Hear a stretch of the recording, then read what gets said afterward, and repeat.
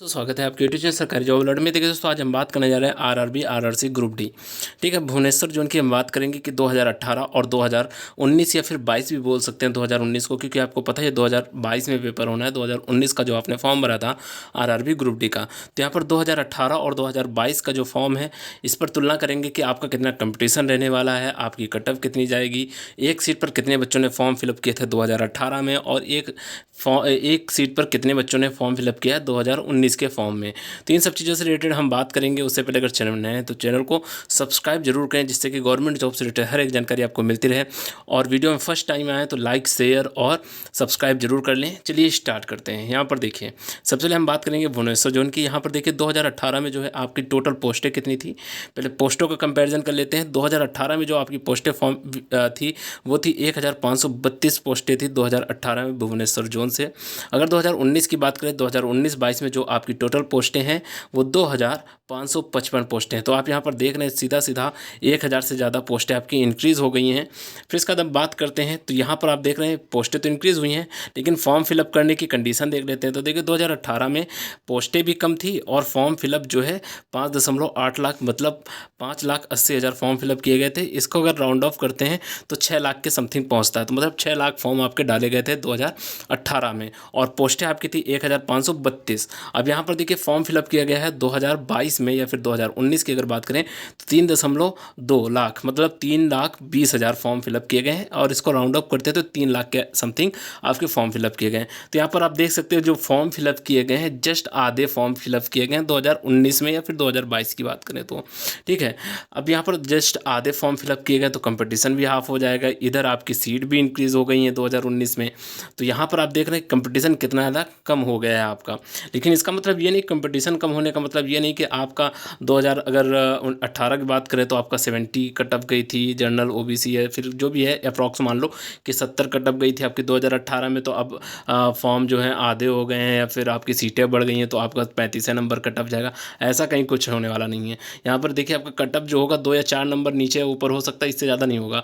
आपका 70 cut off गया होगा तो इस बार को हो सकता है आपका 65 जाए या फिर 60 जाए, इससे ज़्यादा डाउन नहीं होगा। ठीक है, तो ये आप समझ कर चलिए, आपको कंपटीशन के लिए मेहनत तो करना ही पड़ेगा।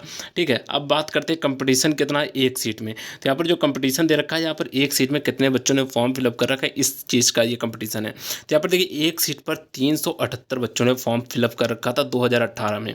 ठीक है, अब यहाँ पर 2019 या फिर 22 की बात करें तो एक सीट में 124 बच्चों ने फॉर्म फिलअप कर रखा। तो यहाँ पर अगर जस्ट आप देखेंगे तो जस्ट ये जो है 1/3 है।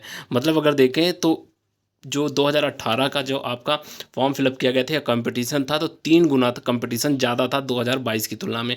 तो 3 गुना कंपटीशन ज़्यादा है। तो यहाँ पर भी आपको फिर से वही कहूँगा कि आप कंपटीशन अगर 3 गुना ज़्यादा, तो ये आप समझ करना चाहिए कि इस बार को कंपटीशन ही नहीं होगा। इस बार को भी अच्छे खासे बच्चे हैं, क्योंकि जिन्होंने भी अगर आरआरबी एनटीपीसी का पेपर दे रखा है, जिनका सिलेक्शन नहीं हुआ, मेंस में वो पहुँच गए हैं, तो वो लगभग 7 लाख बच्चे थे जो मेंस में पहुँचे। वो 7 लाख बच्चों ने अगर इसमें भी ग्रुप डी में भी अगर फॉर्म फिलअप कर रखा होगा, तो अगर उसमें 35,000 बच्चों का सिलेक्शन भी हो जाता है, तो अभी भी 6 लाख बच्चे समथिंग आपके इस कंपटीशन में बैठेंगे। तो एनटीपीसी का तो जो बच्चा होगा तो उसका तो माइंड आप सोच ही सकते हैं, क्योंकि उसने केवल साइंस नहीं पढ़ी होगी और सभी सब्जेक्ट पढ़ रखे होंगे, तो इसलिए उसका कंपटीशन बढ़ाने का कंडीशन ज़्यादा हो जाएगा। तो आप लोग मेहनत कीजिए अच्छे से। ठीक है, कंपटीशन के लिए आपको मेहनत करना पड़ेगा ग्रुप डी में। अब यहाँ पर बात करते हैं कट ऑफ की। तो यहाँ पर देखिए जो कट ऑफ है कितनी गई थी, तो कट ऑफ की अगर बात करते हैं तो 74 गई थी आपकी 2018 में। और अब यहाँ पर बात करते हैं जनरल कैटेगरी की 2019 या 22 में कट ऑफ कितनी जाने की संभावना है, 67 मिनिमम होगी और मैक्सिमम जो है 74 तक जा सकती है। वैसे 74 तक नहीं जाएगी, लेकिन 67 से ऊपर ही रहनी है आपकी कट ऑफ। अब ओबीसी की अगर बात करते हैं तो 69 गई थी, और इस बार को जो है 62 से 70 तक आपकी ओबीसी की जाने की संभावना है। ठीक है, यहाँ पर देखिए ये कोई भी टीचर जो होता है ना, वो अप्रॉक्सीमेट बताता है, और ऐसा नहीं कि वो एक्यूरेट बता दे, वो तो बस एक अंदाज़ा लगाता है। जैसे मैं भी अंदाज़ा लगा रहा हूँ कि हाँ इस बार कंपटीशन 1/3 है, तो ठीक है, तो कंपटीशन 1/3 है, और इस बार को नॉर्मलाइजेशन जो है वो आपका परसेंटाइल बेस में होगा।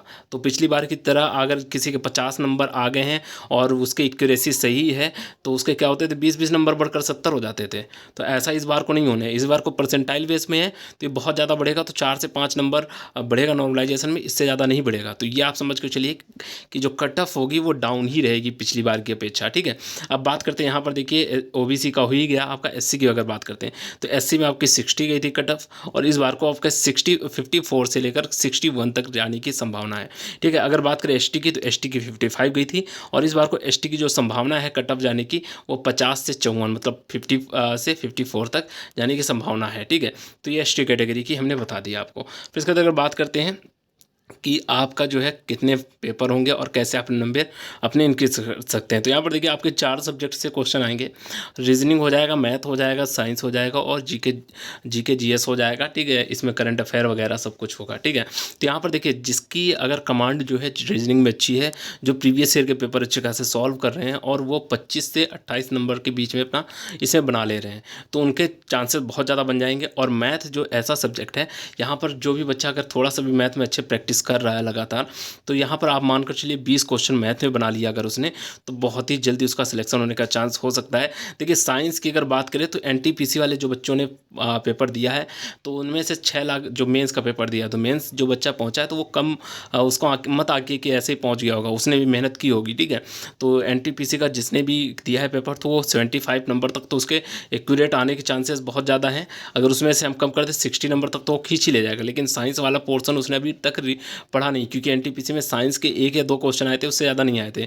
तो वो साइंस में अगर फोकस कर ले जाता तो कंपटीशन बढ़ेगा, नहीं तो नहीं बढ़ेगा। तो यहाँ पर साइंस में भी अगर आप ने अगर एनटीपीसी का पेपर नहीं दिया, रेलवे एनटीपीसी का, तो साइंस अच्छे से आप कवर कर लीजिए, क्योंकि देखिए जीके जीएस ब्रॉड बहुत ज़्यादा है, बहुत ज़्यादा इसमें कोर्स है। लेकिन साइंस के लिए अगर आप लूसेंट की भी बुक उठा लेते हैं या फिर स्पीडी जो है, इन दोनों से अभी रिवीजन करना स्टार्ट कर देते हैं तो आपके अच्छे खासे नंबर बन जाएंगे।